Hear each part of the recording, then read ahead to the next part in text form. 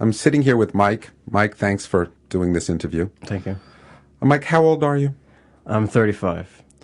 What was going on when you first came into the program?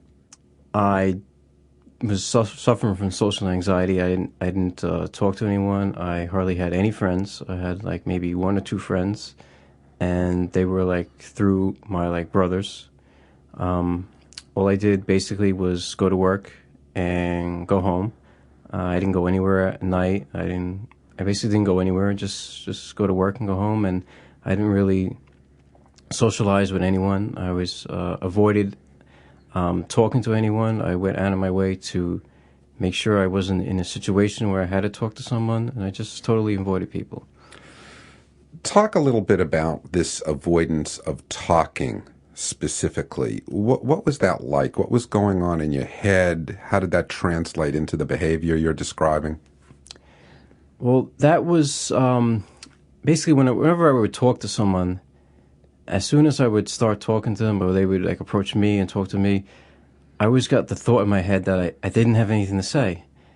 And I always wanted the conversation to end. I was thinking, I want this to end now, now, now.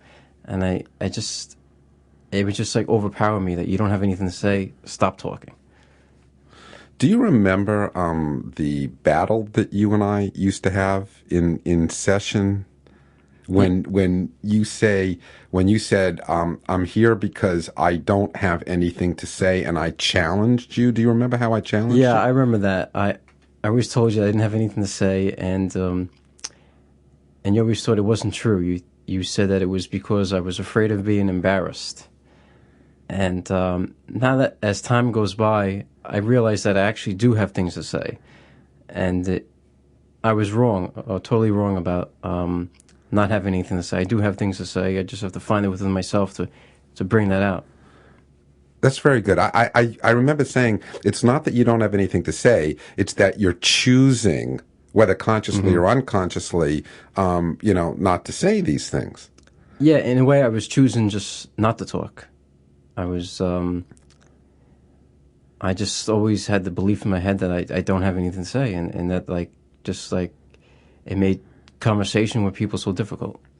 Now, I know that you came originally to the program because you knew it was for social anxiety, but do you remember when I first used the specific word selective mutism? Yes, I remember that. How'd you feel?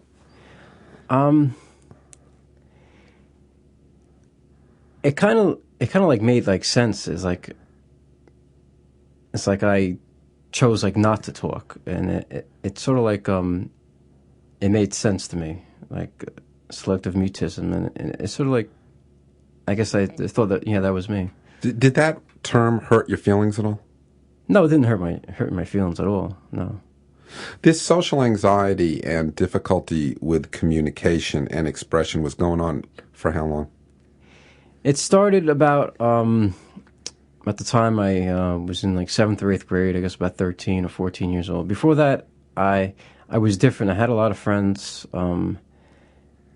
And about seventh or eighth grade, I went to a different school, junior high, and things just, for some reason, I don't really know why or understand why, things just started to change. And I sort of like shied away from my friends. I didn't talk to them. They just, like in school, they just became like another face in the hallway, just like a stranger. And I like slowly like lost friends until about like 12th grade. I really didn't have any friends. I only had like one friend. And then and after high school, I started working, and nothing changed. It was I lived my whole life with avoiding conversation and trying not to be around people and avoiding them. I remember some of those stories. Yeah. Where would you say you're at with your anger now?